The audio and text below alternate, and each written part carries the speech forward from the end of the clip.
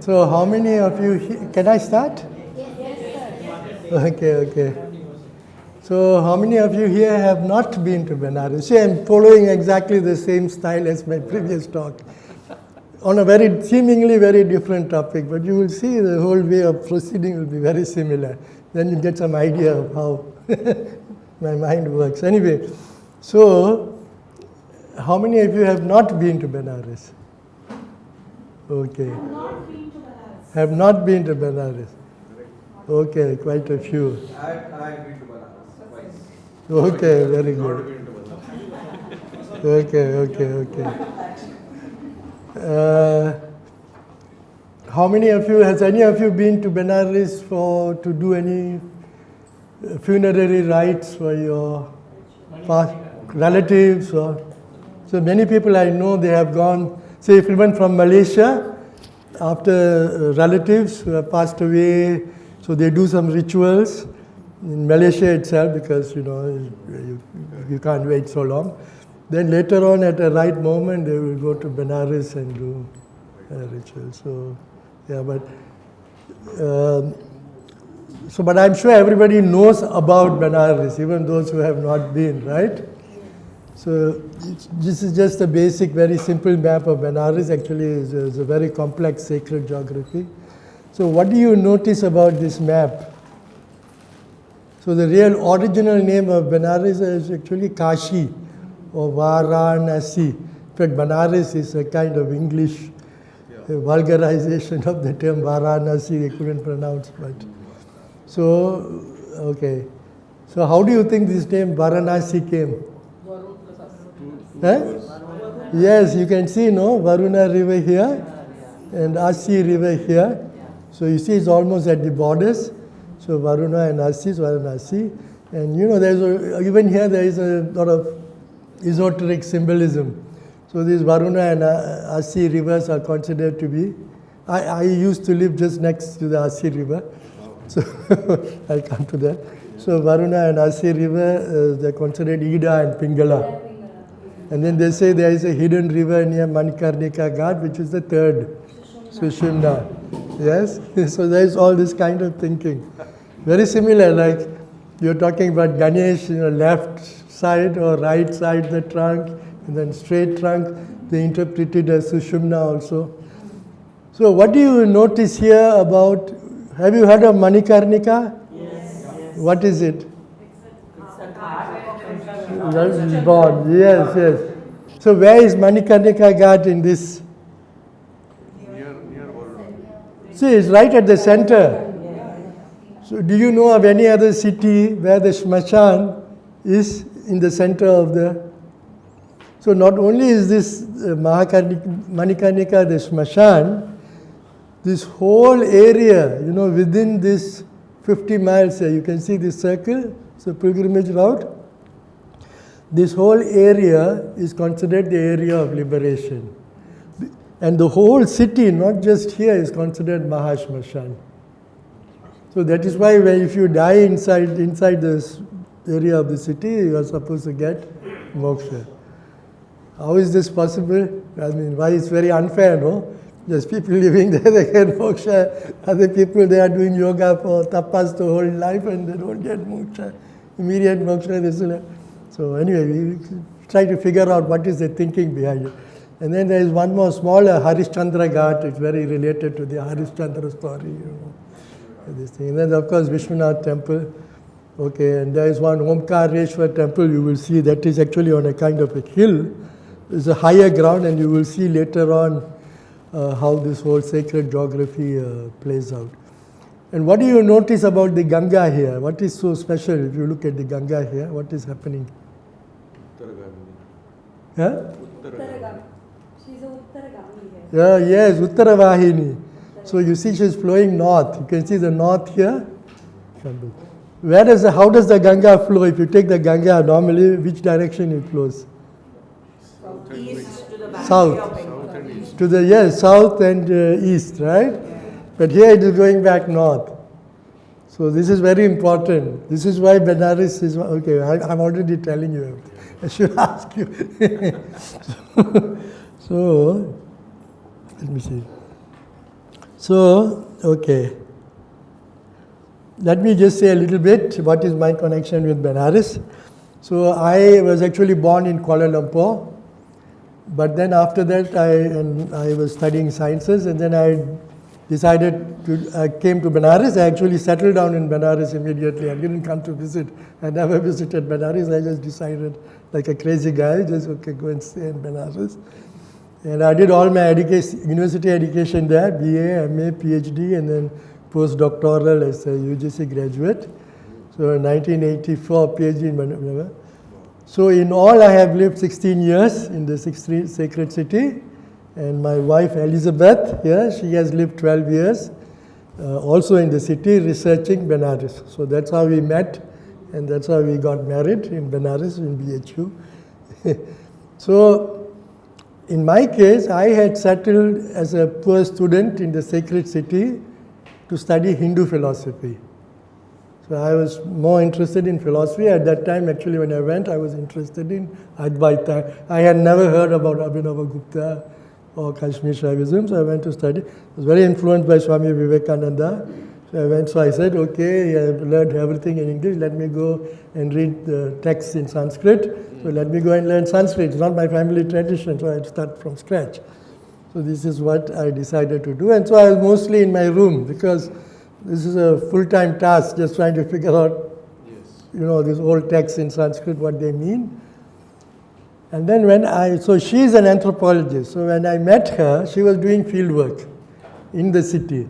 She was working with a research assistant, and they were going to Manikarnika, so all the places linked with Bhairava worship in Benares. For example, on this Panchakroshi route, pilgrimage route, there is Unmata Bhairava and other. Then she was also working on manuscripts, but mostly she's coming as an anthropologist. So that is how, just accompanying her a little bit, sort of helping her with the work, I went out of my room, and started discovering the city for myself, rather late actually, comparatively. Okay? So in time, so this is the point. In time I came to realize, I didn't know this at first, in time I came to realize that its symbolic aspects, that the symbolic aspects of the city are intimately related to the ultimate purpose that brought me here, namely to grapple with the inevitability of death. Like in India, people already know that Banaras is where you get moksha. In my case, I was like undergoing some kind of spiritual crisis, very young. And then I said, I have to find, like Nachiketas in the Kathopanishad. So I'm going to die eventually, maybe I should find out now itself what is life about, So let me look and see, what. So this is it. And then you will see how it is related to the meaning of Benares, which I did not know at that time. I just know that people go there. And actually even that was not very big important for me. I just knew that there were a lot of good scholars there, and that's a place to go to study. The best place to go to study Sanskrit and Indian new tradition. Okay, so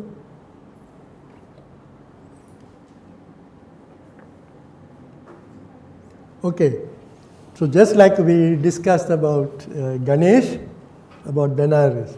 So even those who have not been to Benares know, I'm sure, a lot about it. So what are the singular features, unique features about Benares that make it a sacred city for the Hindus? Oldest. No, it's not the oldest. Moksha. Yeah? Able to attain moksha. Pardon? Okay, yes. Able to attain moksha is a very singular thing that people go there. People go there to die. Yes, so the idea is that, yes, people go there to die. So the idea is that when you go to Benares, you get immediate moksha. In other places, you have to be reborn, and slowly you gradually, you do sadhana, meditate, and slowly you build up your spiritual level. But there, it becomes more serious, because even if you're a bad guy, you will get immediate moksha. How is that possible? So that the claim is that even if you are a sinner, you get moksha in Benares. Of course, there is Bhairava, he is a Kotwal, okay, I'm already telling you quickly everything. Okay, what are the other features? Pardon? Considered to be the city of Shiva. Shiva, why? You give some extra and see if you can give some explanation as well. He cut one of the heads of Brahma. Pardon? He had cut one of the heads of Brahma. Oh, that is Bhairava. And that is Bhairava. But Shiva itself, Kashi Vishwanath, of course they are the same, but it's because the city of ascetics. And Shiva is an ascetic, right? So, so Benares was full of ascetics, not just like sannyasins, Dasanami and other kinds of different orders of sannyasins, they are there, but also very this kind of left-handed practices. It was a center for Pashupatas in ancient times. It was a center for Kapalikas also. See, you mentioned Bhairava, right? So Bhairava gets liberated from the skull in Benares. So for the Kapalikas who worship Bhairava, Benares is especially important. It's very tied up with. Because Bhairava had to wander around India for 12 years. 12th years he comes. But the number 12 is very related to the notion of Diksha also. Mahabharata also 12 years, and then the 13th years they go to Virata Parvan, right? So you will see the same ideas happening everywhere. The stories seem completely different, but you see the pattern is, underlying pattern if you look, very similar ideas. Okay, what else? You mentioned just now something about the river. Just now when you were talking about Ganga. Moving northwards. So what does that mean, moving northwards? So what does that mean, moving northwards? Where is the Ganga coming from? Ganga is coming from Himalayas.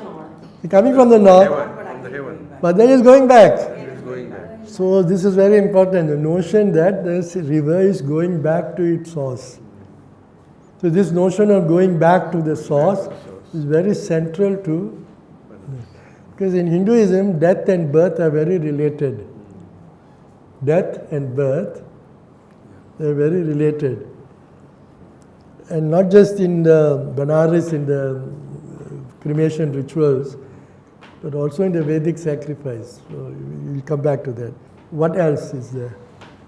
It's considered an immortal city. Yes. Immortal city, yes. Immortal in the sense of longest living city. Yes, perhaps, but you see, it's not entirely clear because the center of gravity, and we will come to this near the end of the talk, the center of gravity of the Vedic civilization was further northwest. That is true. And the important river then was not Ganga. It was Saraswati. So Saraswati. And you see Ganga has taken many, because Saraswati disappeared, no, later. So many of the ideas have just been taken over by Ganga. It is possible that Benares is very old, but in its earlier period, it may have been a pre-Aryan city or something. Because if you look at Kashikanda, it says very clearly that it was a city of heretics. And Shiva went and converted them. Somebody here is working on Kashikanda. Okay. So Considered the city of Annapurneshwari. also, Annapurneshwari is a consort of Shiva, right? Kashi Vishwanath. Yes. Yes. City of knowledge. Exactly, city of knowledge. Because you see, anybody who wanted to establish, because in Benares, the scholars in Benares are not just from Benares, they are not just from UP, they are not just from North India. There is an entire colonies of Tamil Brahmins and Andhra from different parts of India. So they all, and that is how, so it's Benares within India is a very cosmopolitan place. Very cosmopolitan place. And that is where they actually exchange ideas, develop things, Some of the big scholars were South Indian scholars there. And then even if they don't live there, for example, like we were talking about Muthuswami Dikshitar, who's a Tamil South Indian composer, Vatapi Ganapati. So he went to the north, he came to Banaras also. So he brought, yes, exactly. So Shankara, so you read like Shankara Digvijaya. So in order for a scholar to be recognized that your philosophy is correct, you have to go and debate. So and the most important place where you debate is you debate with the Pandits of Benares. If you convince them, then it's easier to convince other people. My teacher, once I was just chatting and he was telling me how Arya Samaj, when Swami Dayananda Saraswati, they all treated him as a heretic. So when he came, and then they said that, okay, you have to debate the Pandit, so the collectively, the Pandits, so he was just explaining to me how the Pandits were all arranged with all their Nayayikas, Nayayikas are specialists in logic, they will be seated in front, and then behind them who would be seated, and then right at the back would be like the Vedantins and all. And he had to come and convince all of them, but apparently he was defeated, and so once you are defeated, you have to leave. In ancient India, this debate, Vada tradition, is like Shastra's Vada tradition. So especially Buddhists and Hindus, they used to debate, and then the losers, they have to go. They're usually exiled. They're not punished, but just that since you have lost, it means your doctrine is not. Sir, Banaras is also called as spiritual capital of India. Yes, exactly. Because of this sacred, that's what the idea of sacred. See, one more thing, not just scholars, it's also priests. The priests in Banaras also come from all over, because when the pilgrims come, they are coming from all over India, different corners of India, speaking different languages. So they need, when they go there, they need people who are their own priests. And the priest generation and the pilgrims, the generation of family, they have this Jajamani relationship. So the priests keep the record of every family. You see, when you come, your family priest will know. Yes. They have all. So it's actually a very sophisticated system. People think it's all like superstition and this and that. It's a very well organized system. Database there. Yes, it's like a database. Very huge. They come and then they ask you some questions and you know who you are and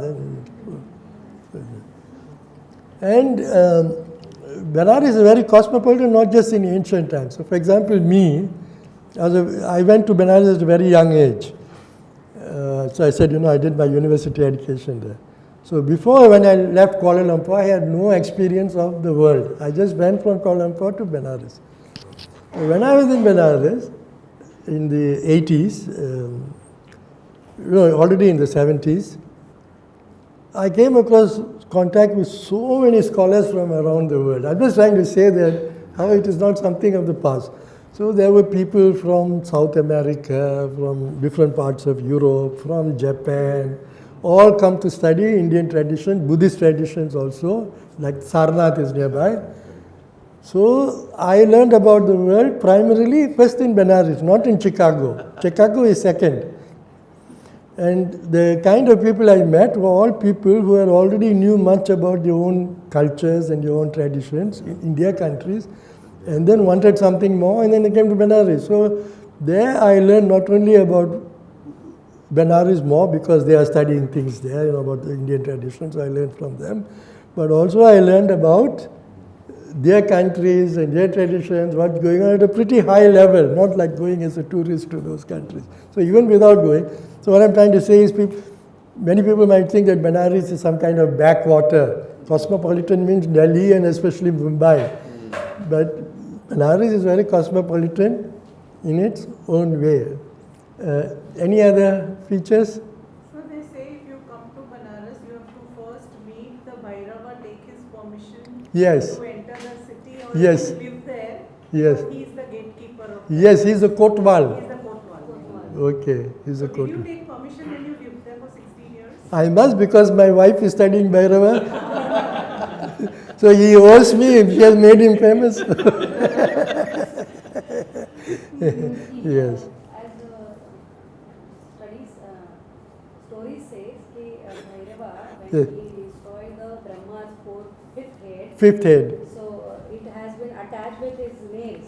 Yes. And when he came to Kashi, Yes. it auto fall. Yes. And he become the fourth one. Yes, Right, exactly. right? So- Yes, yes. So they, God had given permission that you have to worship and you have to stay here for till the Prithvi. Yes, yes, yes. He lost the head in Kapala Mochan. Kapala. Kapala Mochan. Moksha, Yes, yes. And it's very interesting because my Elizabeth, she has studied the rituals of Bhairava in Banaras, etc. Okay. But what is actually, I don't want to digress, but in Banaras itself, many things have been lost. Many things have been lost because, first, the city itself, the geography is changed because many temples were destroyed. So,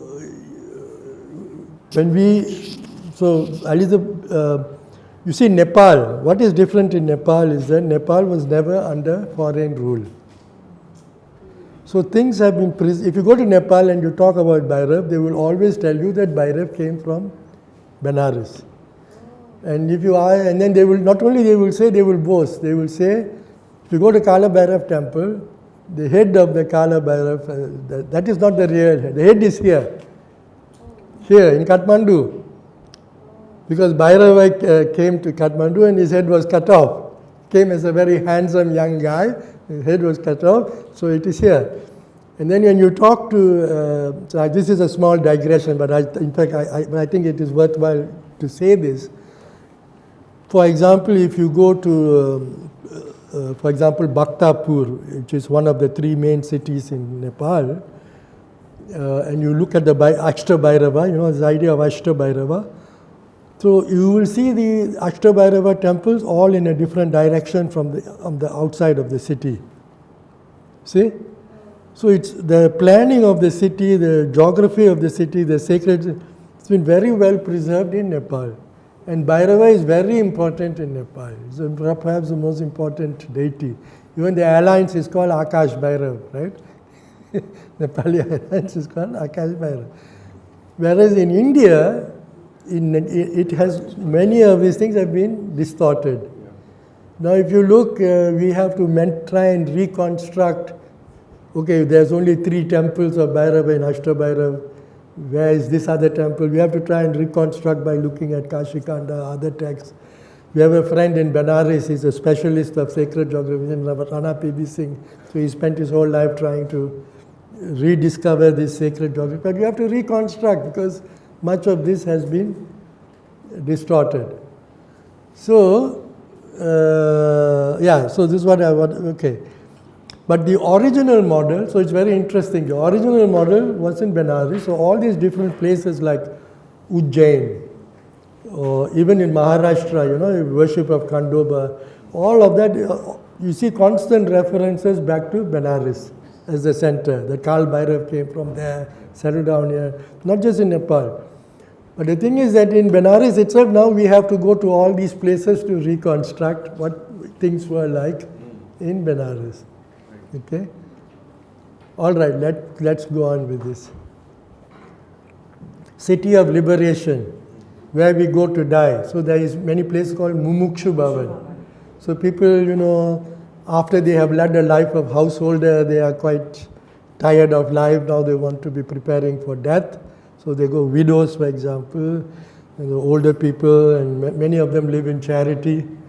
You see, in Benares, a large portion of the people in Benares, even in ancient times, they lived on charity.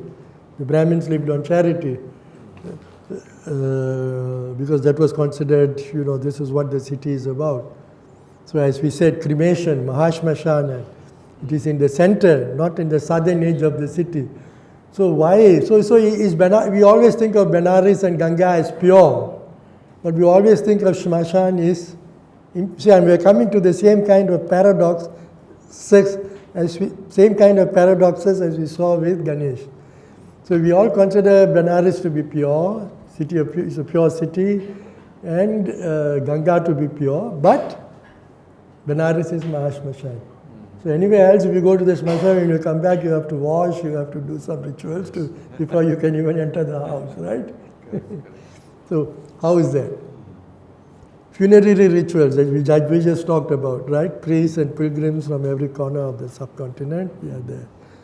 And there also, this is, we talked about Mahabrahmana, but we didn't talk about one kind of Brahman, Mahabrahmana, that is the people who perform the funerary rituals, they are also called Mahabrahmana.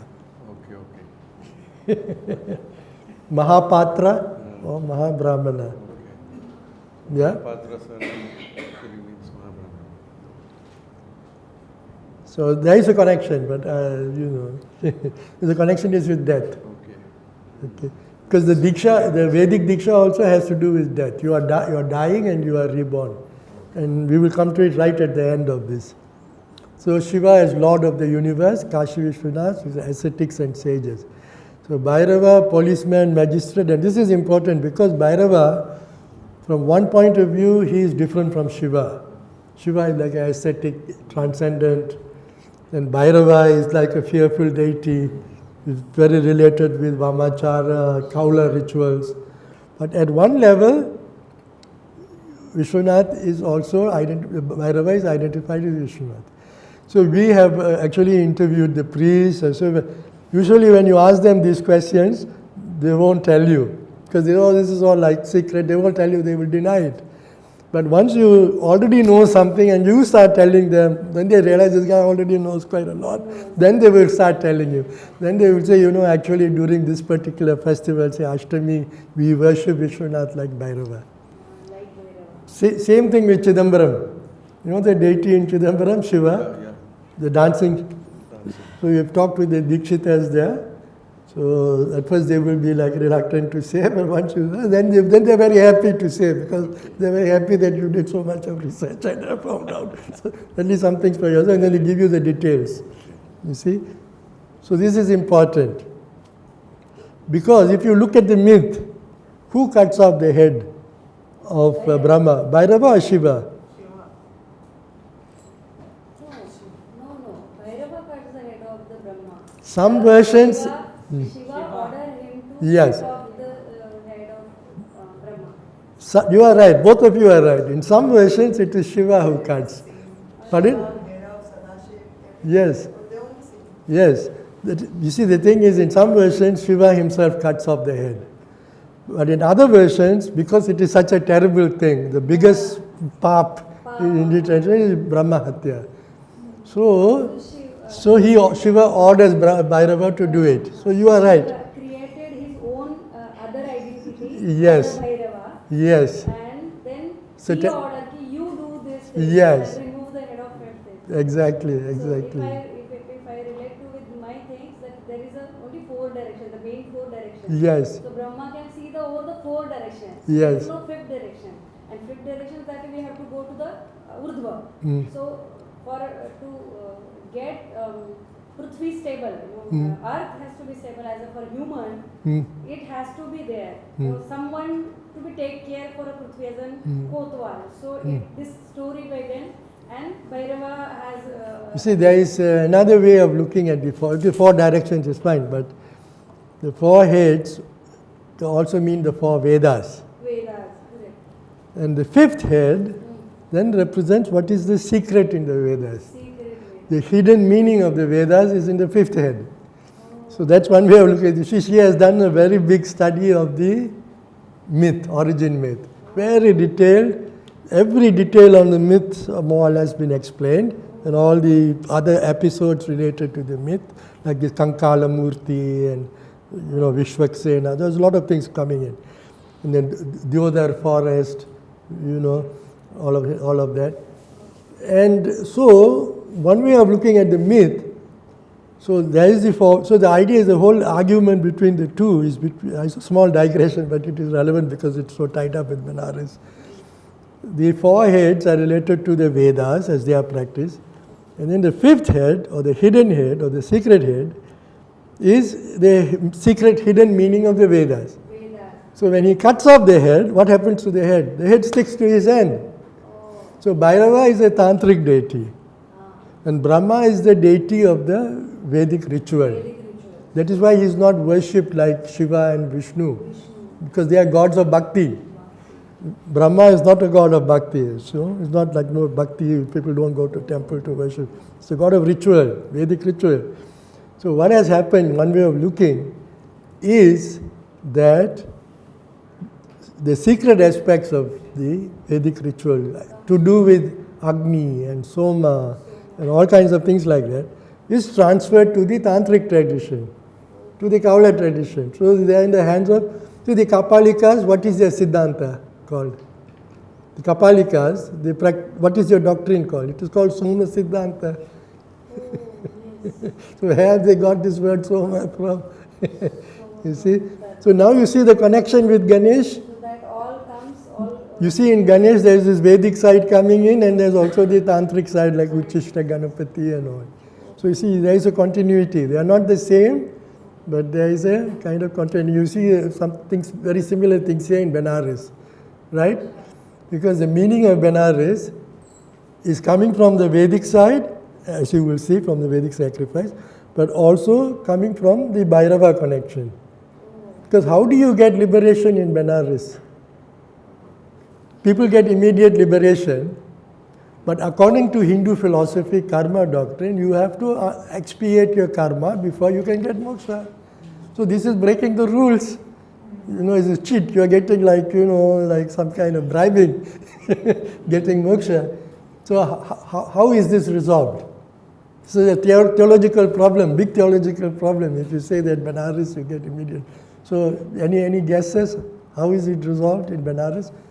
So see, the Hindu thinkers, they are not stupid. They are very aware. And when they create these problems in your mind, it's for you to look for a solution. And the solution will tell you something deeper about, about the tradition and what it means. So how do people get immediate liberation? How do they solve this problem of karma? Is it because the fifth head dropped there, it says that you will be absorbed of the sin? Yeah, that is, no, but that is different. That is connected with Bhairava worship. We are talking here about ordinary people. Ordinary people. Vedantic philosophy, there can be any other philosophy. Pardon?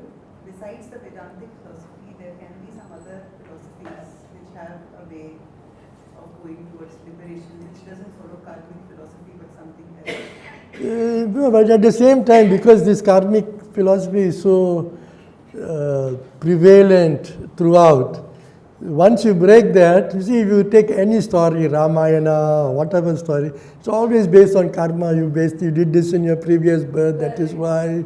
Why did Rama go to the forest? Because he, you know, something he did before, right? It's always cause and effect. So even in the Buddhist side, that this becomes even stronger because they don't have gods like in the same way. So you have this cause and effect. So the karma becomes even more important. If you remove karma, then the whole problem of sadhana and moksha, of nirvana becomes a problem in Buddhism also, not just Hinduism. So they say something. What happens is, in Benares, if you die in Benares, so normally for your karma, your bad karma, you are punished for your bad karma. But the punishment happens over several lives, right? The bad deeds you do. But here what happens is, this is very interesting. People who die in Benares, they undergo something called the Bhairavi Yatana. You don't get liberation. You don't get liberation without undergoing this Bhairavi Yatana. So what is this Bhairavi Yatana? I recommend a very good book. The best book on Benares for general public is a book by Diana Eck, professor at Harvard. It's called Benares City of Light. Benares City of Light. It's the most readable, and this book made her very famous. It's a very good book. So all of this, many of these things are discussed in that book. Yatana torture. Huh? Yatana. Yatana. That's not torture. Huh? That word means torture. Yatana means punishment or torture. Yatana. Yatana also means torture, right? Yatana could be torture. Punishment is shiksha. Yes, also. Yeah. It's a form of punishment. It's a form of punishment. So what happens for people who die in Benares is that they undergo a very intense punishment. Bhairavi also means terrible. Terrible punishment, Bhairava, Bhairavi Jatana. Terrible punishment is very momentary. It is very short-lived. Very brief punishment and then they get moksha. Now, where does this punishment happen? It happens in a very specific place in Benares. So in Benares, in the northwest of Benares, there is a pillar. It's a pillar called the pillar of Bhairava. Bhairava. So it is called the Lat Bhairav. So she has done a lot of research there. So that itself is a very interesting story. Lat Bhairav. Lat. Lat. Lati Marna. Lat Marna. So, yes. So this happens at this Lat. At this pillar. And why in this pillar? See, this pillar is very interesting because originally it was a big tall pillar and there is a lot of interesting research as to whether it was originally a Buddhist pillar. It's also called the Kaula Stamba in some texts. Kula Stamba, sorry. And but since 1809 it has been reduced to a stump. This is just a small digression, but it is interesting because it sort of makes, it problematizes this whole notion of the sacred city. Because in 1809, see what happens is this pillar, after the Islamic conquest of Benares, that area became a Muslim area, Muslim settlement area, this northwest of Benares. And this pillar was standing in the middle of an Eidgah. Eidgah, you know what is a Eidgah? Eidgah is a kind of a flat space where you perform the rituals for Eid. Where you perform the sacrifices.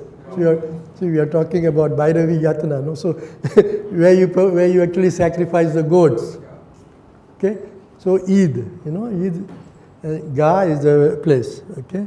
So it's a flat place, and within this Eidgah there is a small enclosure, and within this enclosure was this pillar. And what is very interesting is both Hindus and Muslims used to worship this pillar together. They used to celebrate the marriage of this pillar. There was a marriage of the pillar to the well. I'll just be very brief because, otherwise you'll digress. So the Kal Bhairav temple, where Kal Bhairav is the important central deity, used to come from every year in around autumn, Bhadrapada, I think. It used to be brought, the Mukut used to be brought, and there was a marriage between this pillar and the nearby well, and then the Mukut was put on the pillar. See, it was a kind of a marriage, wedding ceremony. Anyway, so the thing is, this punishment occurs in this pillar. So that is why the pillar is broken, because during this, there was some disturbance in 1809, and the Muslim weaver community, they desecrated the pillar. And so the whole city got very upset because we won't get moksha anymore. Because the pillar, when we all die, we undergo the Bhairavi Yatana at this pillar. And now we have, this is the whole situation, the whole liberation has become compromised. You see, so there was a terrible riot in 1809, so it's very significant. A lot of studies have been done. So that is the precursor, but this is a digression, I just thought I'd tell you more.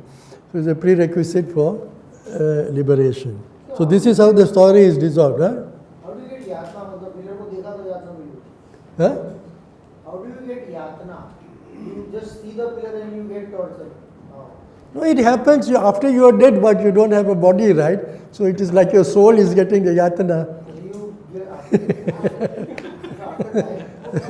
Yes. Of course.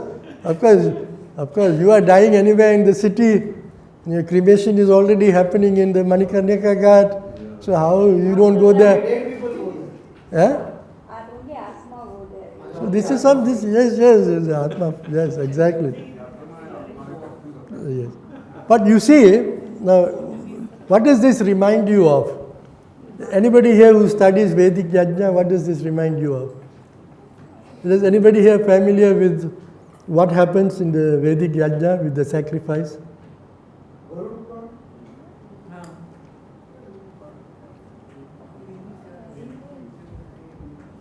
See, in the Vedic Yajna, the Yajamana, he is tied to a post temporarily. He is tied to a post. And the name of the post is Yupa. Yupa, it's a pole. Then afterwards, he is released, and in his place, an animal is sacrificed. See? The sacrifices, the Vedic sacrifices, were done at the Yupa, originally. Yes.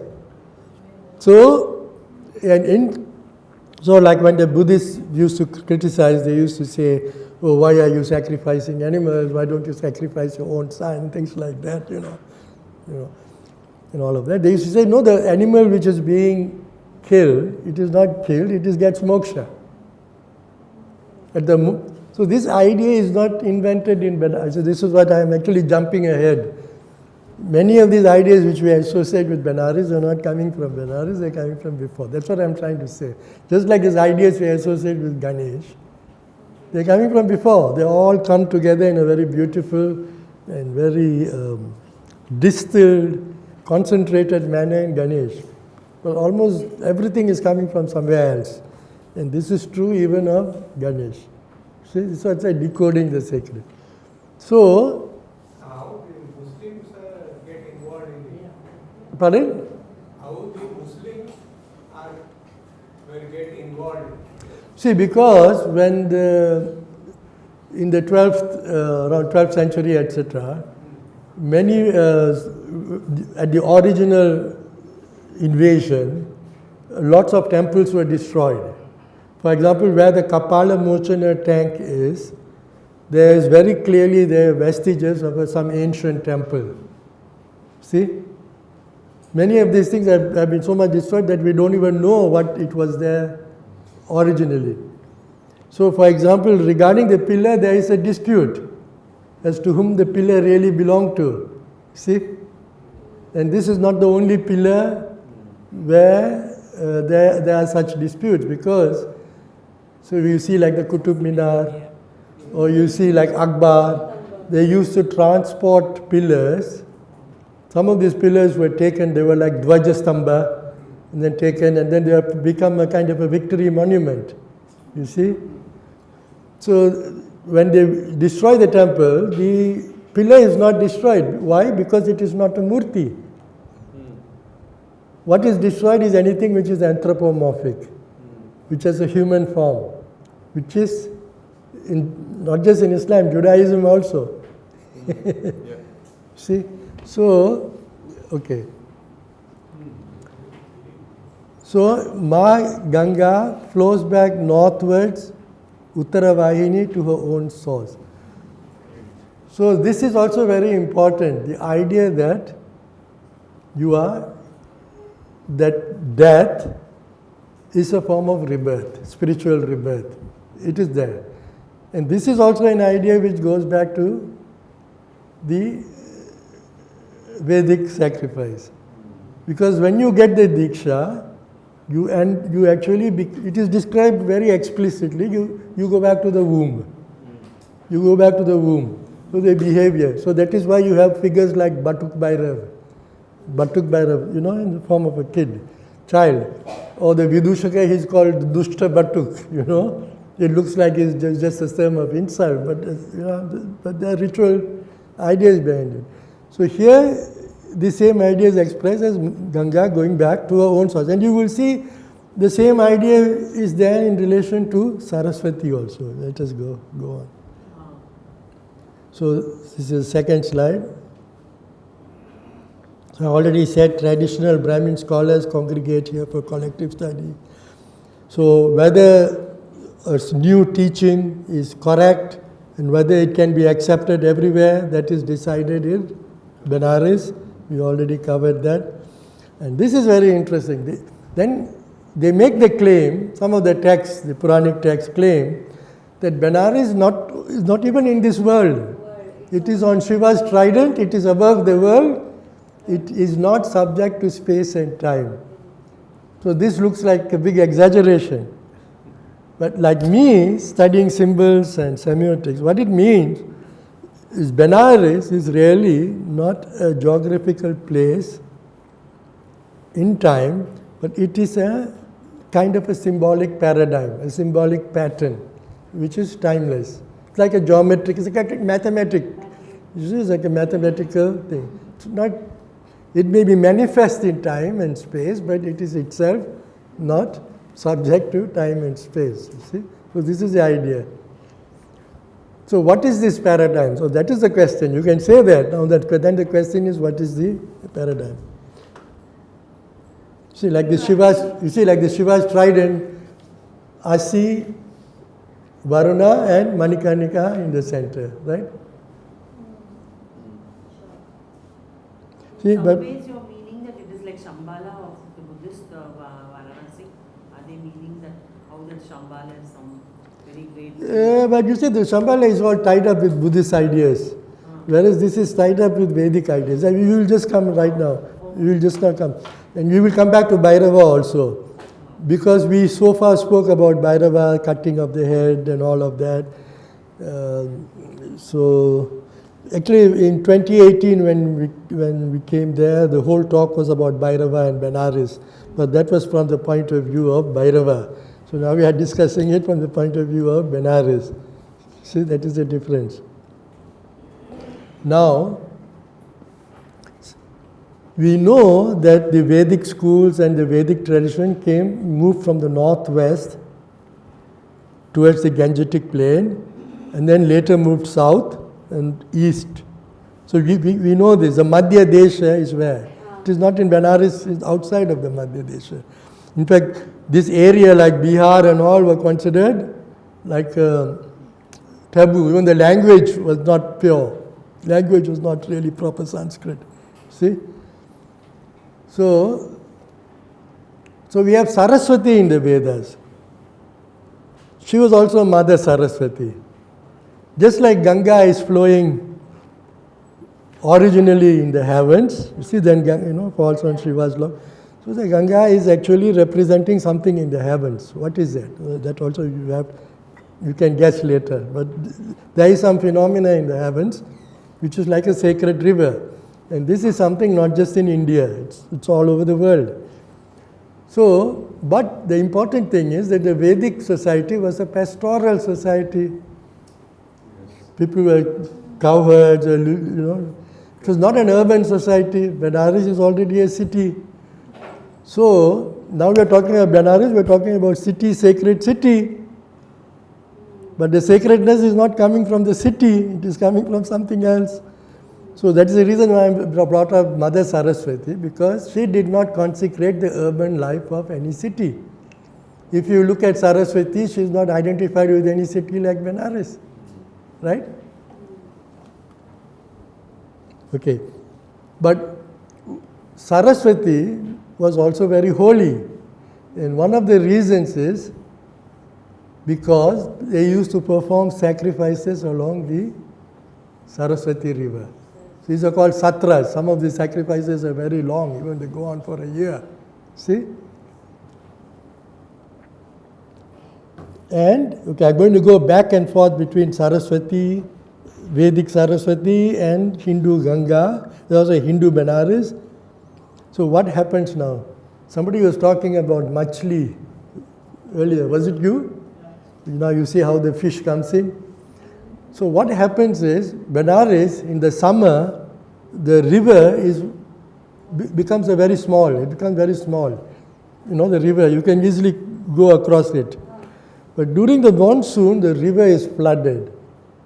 It even starts coming up into the city. Okay, during the floods, monsoon floods.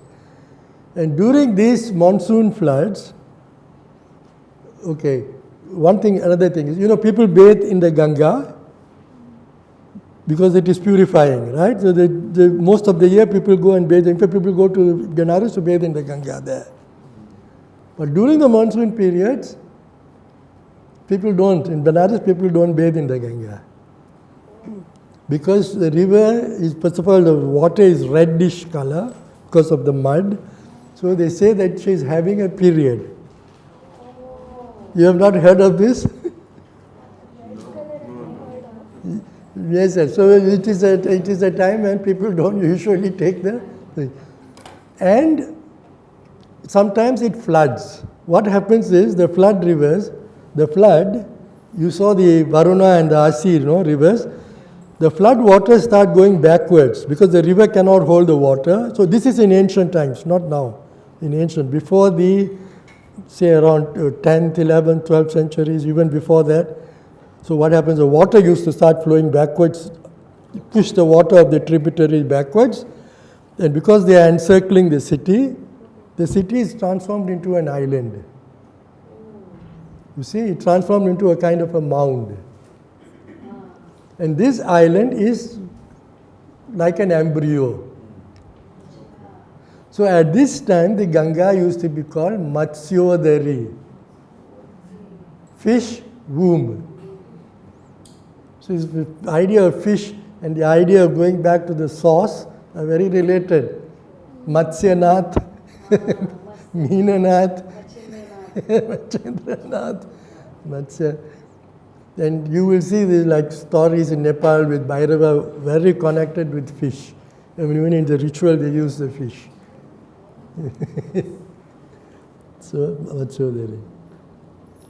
So this idea, so the embryo is very related to the idea of Ganga going back to the source. See? So if people who are going to Benares are not just going to die, they are going there, their form of death is a special kind of death where you are going back to the source where you came from. Your original source, not just the womb, but your source. Because where is Ganga coming from? It's coming from heaven. And similarly, Saraswati, you see, for example, there is a very well-known Vedic scholar called Michael Witzel. I think Madhaviji, you know him, no, Witzel? So he's written an entire article on Saraswati as the Milky Way. Because the Milky Way is like a river in the sky. That is why this is the Akash Ganga which comes down. And this is not an idea special to India. It is there even in South America, in Mexico, Nile, all these big rivers around which civilization has grown, they are all their architecture and the way the cities are planned are all constantly being referred back to what is heaven. These people, because there was no electricity and all, they observed the skies very carefully, all the celestial phenomena. And this notion of the Milky Way is of very central significance in all of these cultures, including, in my opinion, in ancient Vedic tradition. So the things which are being performed on the river on earth are actually correlated with what is happening so you're going back to your source. You're ultimately to your galactic source or to the source of where the universe is coming from, you see. Because according to Shaivism and all, we are a microcosm of the whole universe, right? Our consciousness at the deepest level is the same consciousness that pervades the universe. It's not like a materialist philosophy. So, what about Bhairav? So, let me just, okay. So, Bhairav, so this is very important. So, this is where everything comes together. So, you see, like Haridwar, Rishikesh, they are also all holy because of the Ganga. But the Ganga doesn't go backwards there, only in Benares. And in some of the texts of the Bhairava myth, when Bhairava comes and becomes liberated from the Kapala Mochan, this actually happens during the Matsyodari Yoga. So you see how the whole thing comes, a big circle. That's why I kept it till the end. Now you may think this is just mythology, okay? This is just mythology, okay? But actually, there are records, like this is there in Diana X book. I think there's a king, Gahadwala king, I think his name is Govinda Chandra. He has left an inscription in Benares saying how he took a dip, how this king, this Gahadwala king, took a dip in the Ganga during the Matsyodari Yoga. So we know that this was a real phenomenon. And it is not just something related to Bhairava and Kapali, because the kings were doing it. And if you look at this marriage of the Kala Bhairav, the marriage which takes place at Lord Bhairav, it is very clear that it is a royal marriage. That is why a mukut is brought. Mukut, the crown, is brought from the Kala Bhairav temple to Lord Bhairav, and the Lord Bhairav is crowned. And this is a wedding. And the Hindus still celebrate this, you see, and then there's police guard and all because it's in the middle of a gigga. And if you ask them why you are celebrating this, they will not be able to tell you. They've been doing it now for centuries. Now there's, but they won't be able to tell you. It's actually like there's a barat and there is, the palanquin, the mukut is brought, there are people dancing. It's exactly like a marriage is celebrated. So, but if you go to Nepal, and we have studied royal festivals in Nepal, in Kathmandu, Bhaktapur, especially Kathmandu and Bhaktapur, and another place called Nuwakot. So, in there the festivals of Bhairav, they are all royal festivals. Also Indra Yatra, and the pattern is the same.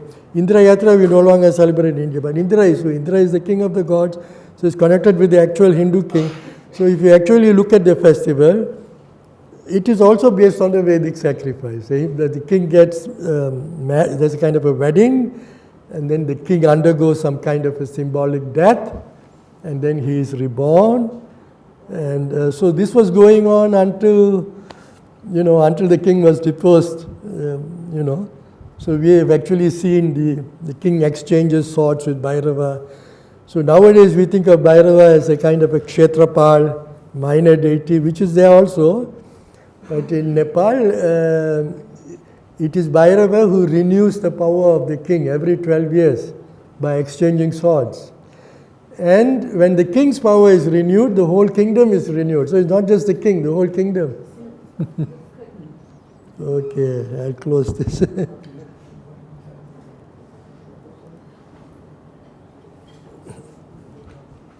So, so that's where we are.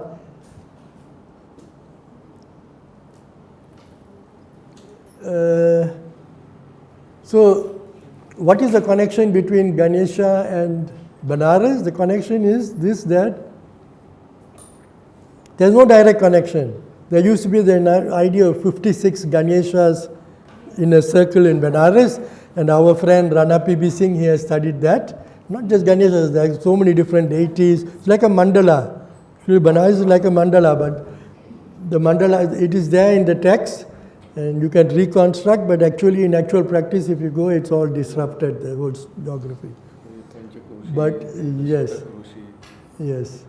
So, the connection is that the paradigm, which is above space and time, is coming from the Vedic sacrifice, Vedic sacrificial ideas. Not the sacrifice as it was actually practiced in its details, but the ideas, the principles, they have been transferred to iconography, they have been transferred to the sacred city, they have been transferred to the theatre, and in the theatre it is very explicit because Bharata says this is it is a sacrifice. Kalidasa says that it is a sacrifice rendered pleasing to the eyes.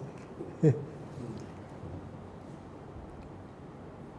think it is Shantam Kratum Chakshusham, he says something. That's what Kalidasa says. But it is there in the Natya Shastra itself. So it's like a paradigm. And this is a paradigm that can be applied, you just take things, you rearrange things in a certain way. So this is how, for example, a tribal deity, say in Orissa, so this Vedic tradition is coming from the northwest, so Orissa is right at the furthest. So the tribal population, of Shavaris and all of that was highest in Orissa. So we know that, for example, Jagannath Mandir, he is originally a tribal deity. It is said very explicitly in the texts themselves that the tribals were worshipping him in this form. That is why his murti is still in wood. See, and if you look at the murti, it is very basic murti, Jagannath murti. And then there is this Navakalevara ceremony. The god himself undergoes death and rebirth. And all these ceremonies are done by the tribal priests or the descendants of the tribal priests. But what they have done is they have applied a Vedic paradigm on practices which were. So this is how the Vedic tradition has spread. It is not like everybody was Vedic in South India, in East India from the beginning. It's a very slow process. And the process is a symbolic process. See? Because nowadays we are like very obsessed with a certain place. This place is sacred, so if anything happens, we have to fight or this or that to preserve it. But you see, that way of thinking, it is a process, it is a symbolic process. If you break something here, you can rebuild it somewhere else. As long as it conforms to the same principles, it becomes sacred.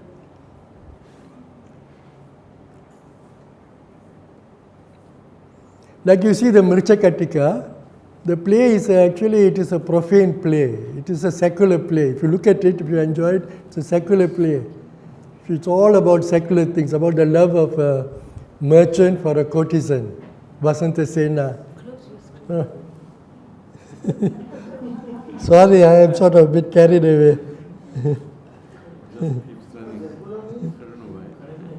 No, this is a screensaver. I thought I had already turned it off. Last side is pending. Pardon? It's completed? Yes.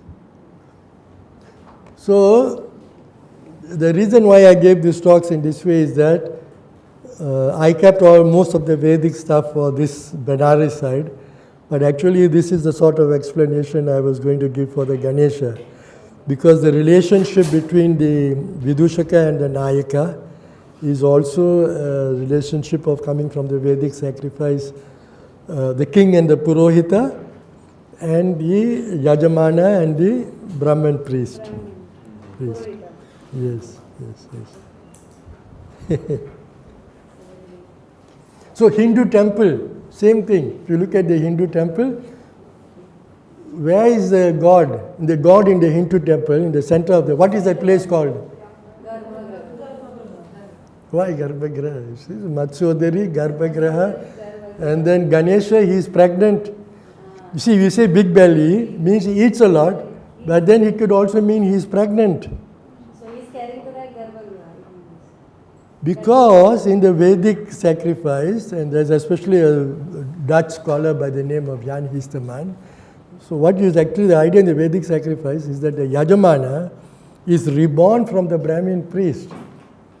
He is reborn from the ritual. The ritual, first of all, when you are born from your mother. This is a physical birth. It is a birth which is very tied up with mundane things, your mundane life, your mundane personality. When you undergo the Vedic sacrifice, you are being reborn through the sacrifice, and this actually is like completely supposed to transform you. See? It may not transform you immediately, but it sort of leaves a samskara. So this is the whole idea. And because the Brahmin priest, in a sense, the whole sacrifice is contained in him, so it is as if the Yajamana is being reborn from the Brahmin priest. So this Ganesh is actually, the stomach is big because he is going to give birth to you. You are worshipping him. The thing with many of these symbols is they don't have just one meaning. So the Hindu mind, they put as much meaning as possible. So you can't say it means this, therefore it doesn't mean this. No, it means this, it also means that. See? Because the sacrifice, there are so many different things going on, so many different aspects, you have to somehow compress all of that into just a few symbols. So you have to overuse the symbols. You have to load the symbols to full capacity so that they can mean, as much as possible. Good, sir. Very nice. Thank you. But thank you for being so patient. I really enjoyed interacting with you. See, these days I never like to go and give a talk, like just giving a lecture to people. You don't know whether people are really interested. So like this, then when you listen, then you feel like, actually I already know this before. Only I didn't think about it this way, but I already know much of this stuff before. In many cases, you probably know much better than me because many of you grew up in like traditional families. So I had a very westernized education. So like I had to discover these things by struggling against myself and my very skeptical mind. So Most of us are like that. yeah? Most of us are like that. Banaras is also Our famous mind for has been made very Banarsi skeptical. Pan. Banaras is also famous for Banarsi Pan. Banarasi Pan. Yes. Oh yes, I didn't talk about it. No, let me tell you. Okay, are you talking about pan or pan? Pan. Pan. Okay, it's famous for that, Betel but it is also very famous for Banarasi Pan. You know what that is? No, sir, Have any of you, okay, this is actually a very interesting idea we have studied. I misheard you. I thought you said Banarasi Pan, so I thought how come in Mumbai they know about Banarasi Pan? You see, has any of you heard this word Banarasi Pan? P-A, not pan, pan. P-A-P. No, pan. Pan. Pan, Bachpan. Okay, Bachpan. Banaras Pan. That means the quality of being a Banarasi. Yeah. Banaras Pan. Okay. So there is this idea. There's especially somebody called Neeta Kumar. She lives in Banaras. She's a scholar. Also, she has written quite a bit about it. So in Banaras, there is something called Banarasi Pan, being a Banarasi, which everybody shares. From the Brahmins to everybody, all the castes, they share in Banaras Pan, including the Muslims. So this is a way of attitude to the world and a way of living, which is called Banarasi Pan. And this means taking things very easy, relaxed lifestyle. Everybody takes bhang. Even my guru used to take bhang. He was a very orthodox Brahmin from Mithila. He was a great grammarian. He used to take bhang. Then one day I was very curious and I asked him, look, let me try. He said, you haven't tried before? So he asked the jewelers where he was living, they always bring him, in the middle of our lesson they would bring him. So they brought for me one glass, I drank. The next day I just fell unconscious, vomiting. So he used to take this bhang and then he used to go to Ganga and spend, after our class he used to go to the Ganga. But he is an orthodox Brahmin. So later on when I met like in Haridwar some saints, some sannyasin and all, he asked me, who are you studying with? I said, I'm studying with Sri Rameshwar Jha, who's very respected. He was a not just scholar, he was respected as a great like yogi, like a very siddha kind of person. People used to be very scared of him. So I used to go to him to get blessings. So he said, oh, what kind of thing? He takes bhang. But see, the idea is then there's a very relaxed lifestyle. And where does this relaxed attitude comes? Because Benares is the city of ascetics. It is the city of Shiva. So Shiva, it is a city, but the person who is looking after the city, who is presiding over the city, is not like the mayor of Mumbai or somebody, a wealthy politician. It is an ascetic. So his way of being, the way of being of these ascetics, is renunciatory lifestyle. So even people who are merchants and businessmen and everybody, it has somehow seeped into their behavior and way of lifestyle. So this is called Banarasi Pan. So for example, even the Muslims, they are like pretty pious and they work. 25% of the city of Benares were made of Muslim weavers. They're weavers, julahas. So nowadays they call momins. So they will be working. Suddenly in the middle of the day they will say, okay, let's drop everything and go on a picnic. So this is called in Benares, Bahari Alang. So this behavior is like suddenly leaving everything, going off and having some carefree time with other people. So this kind of behavior is special to Benares, but then if you ask yourself, where is it coming from? It is coming from this ancient history of Benares as a city of ascetics. Both the traditional ascetics like sannyasis and also unconventional ascetics. Yes. Sir, you mentioned previously about Ashtabhairavas. Pardon? You mentioned previously about Ashtabhairavas. Yes. Do we see Ashtabhairava installation somewhere in Varanasi? It's all disrupted. Disrupted. Yes, there is like Ruru Bhairav, this Bhairav, that, Unmatta Bhairav. But if you look at them, they no longer form a pattern because the sacred geography was destroyed.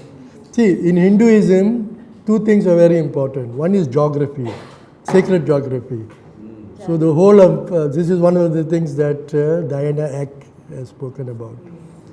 One is sacred geography. Other is the relationship between the king and the people. So many of the temples, the main temples are royal temples, right? Because we think, like nowadays, we think of the king as somebody who's an oppressor. There is something to that because there's fighting among the kings, right? Who wants to become king, so there's one dynasty, another dynasty. But if you look at it from a symbolic and religious point of view, the king is the Yajamana par excellence. So when the king performs the Vedic ritual, he is performing it not just for himself, he is performing it on behalf of the whole this thing. You see, like in this Avabrita ritual which we're talking about, when the king goes in and after the Diksha and he discards his sins, everybody else, the rest of the community also follows and takes a bath in the same pool. See? So he's like a model. And the king is also like the symbol. He's a symbolic figure and he's also a political figure. He unites the two. But as a symbolic figure, he actually unites the whole community. See, this is why, you see, one very thing, like we have studied this Pachali Bhairav festival in Kathmandu.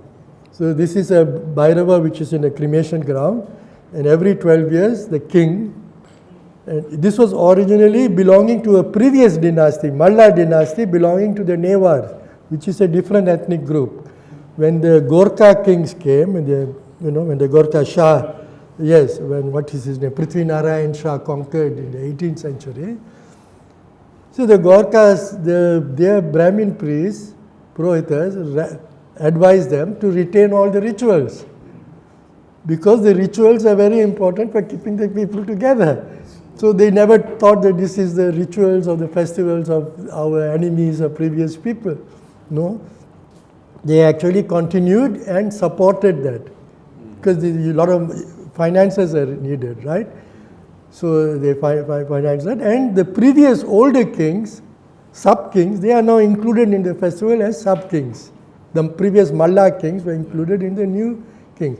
So then this exchange of swords were going on. So what is very interesting is now one German scholar has studied it. So after the kingship was gone, and these festivals you cannot have them without the collaboration of all the castes.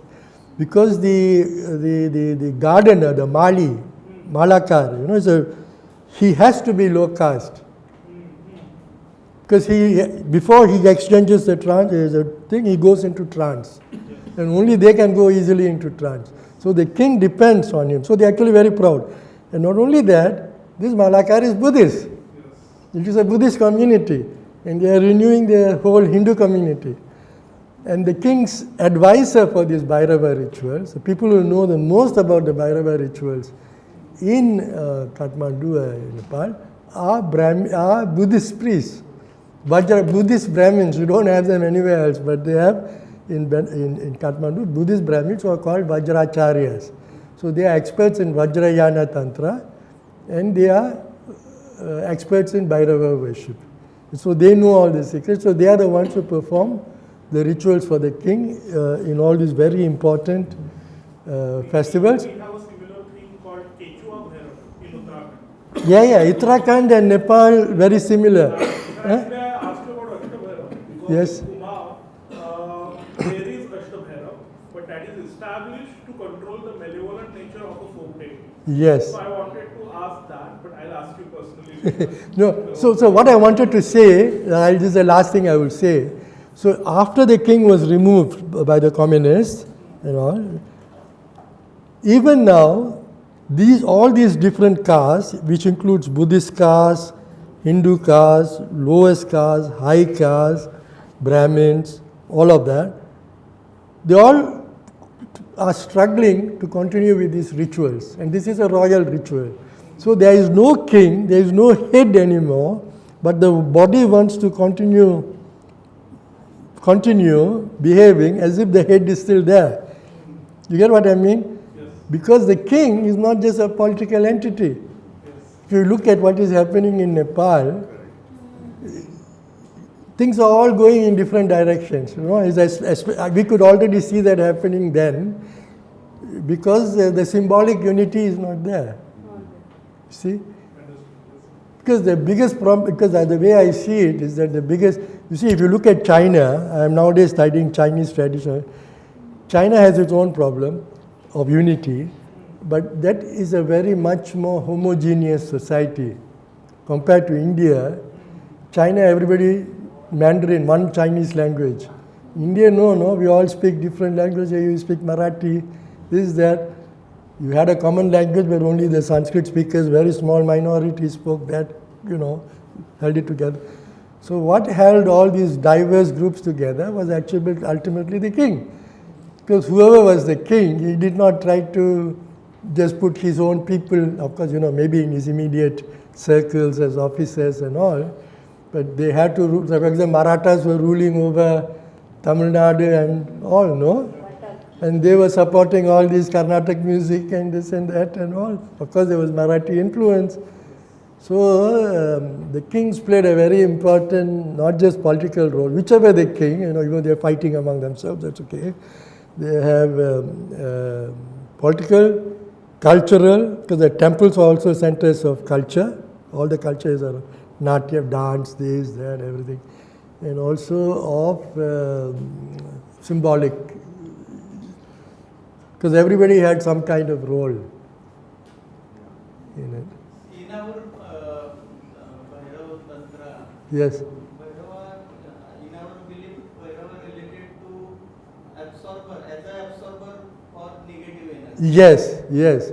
Because one of the names of Bhairava in Benares is Papa Bhakshana.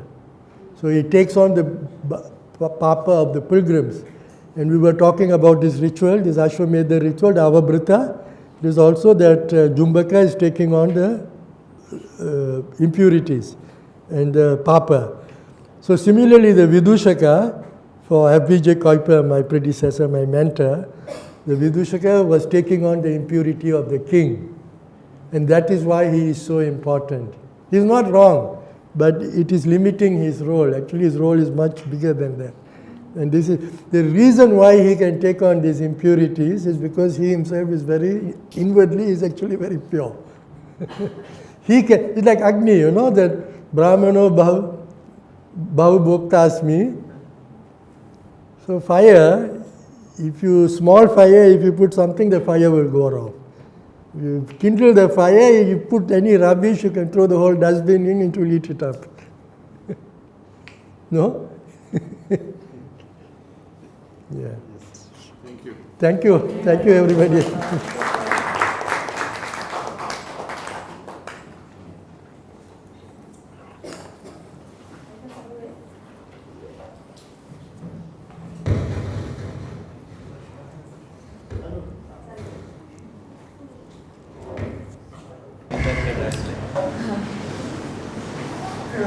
So friends, it was a very intense and you can say very stimulating talk, both the talks, one on Ganesh and one on Banaras, and a very, you could see the nuances which are there in the interpretations which Professor has given us, and that will be food for talk.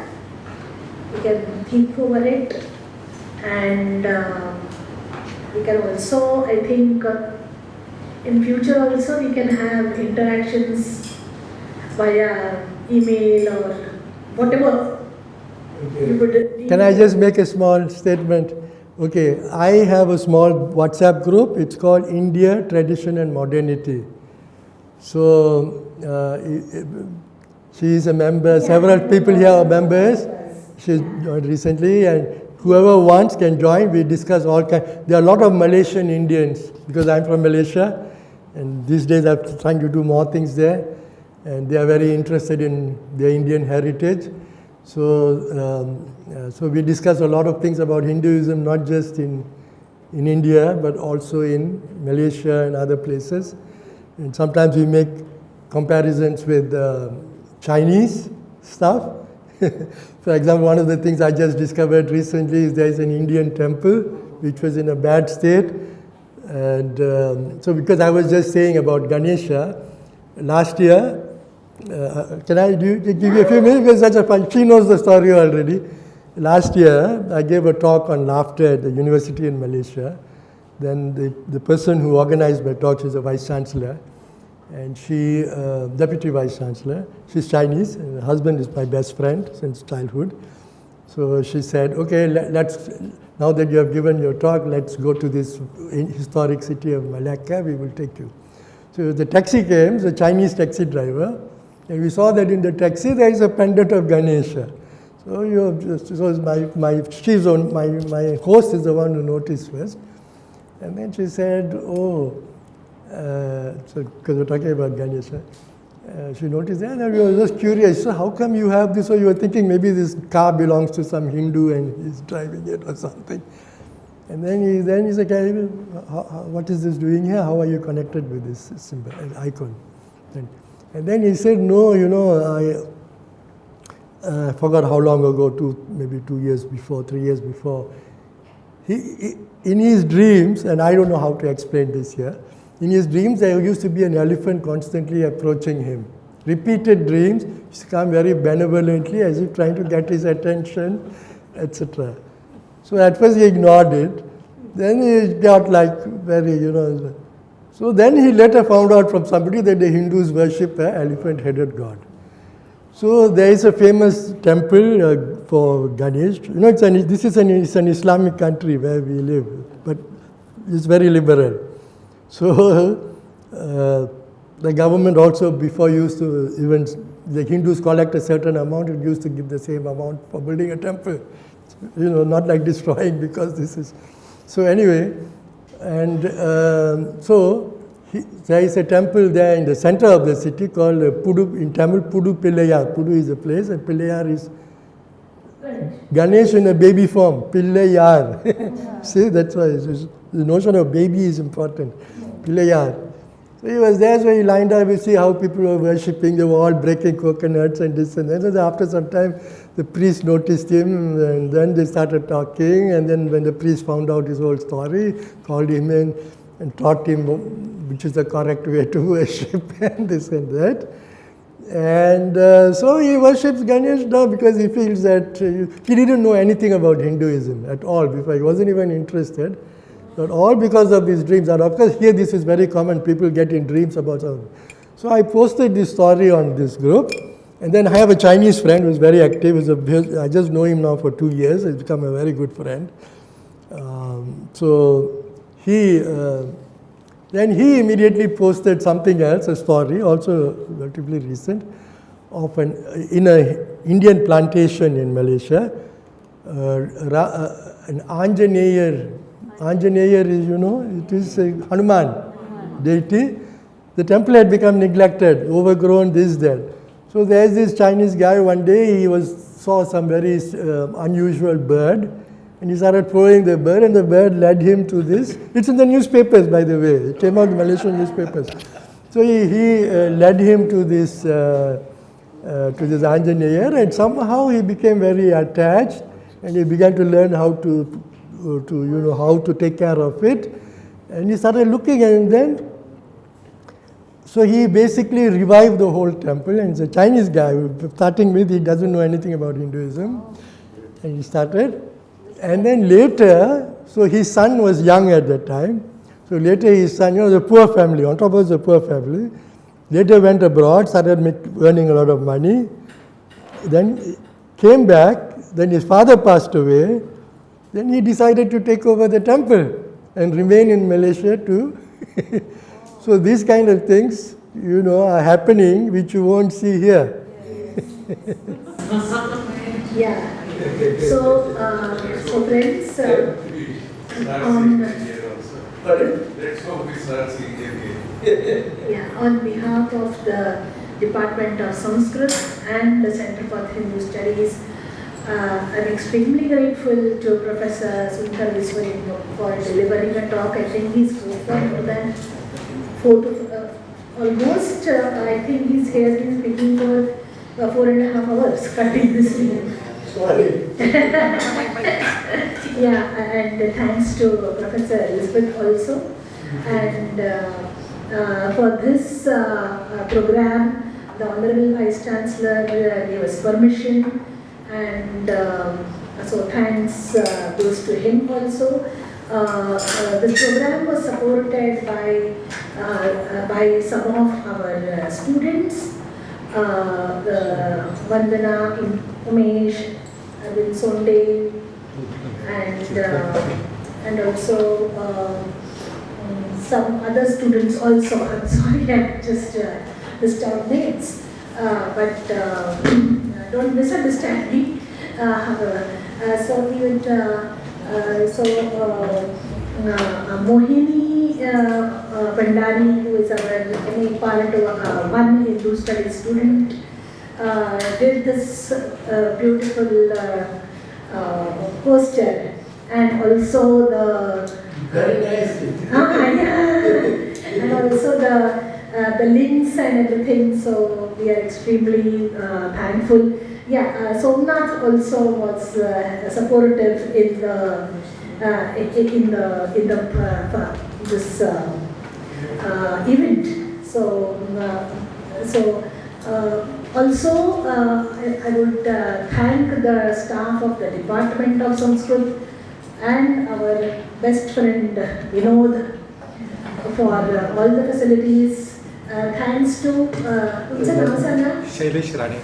Thanks to Shailesh Rani, and thanks to Mohan Dakar for making it possible to get him over here for shooting the entire event for us.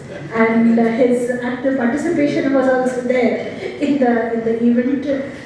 We have our PhD students, the visiting faculty of the department, some senior research fellows, then the teachers, the professors from our affiliated colleges. So they have all come and made this event a great success. So thank you, one and all. Suppose if I have missed out some name, I'm really sorry for that.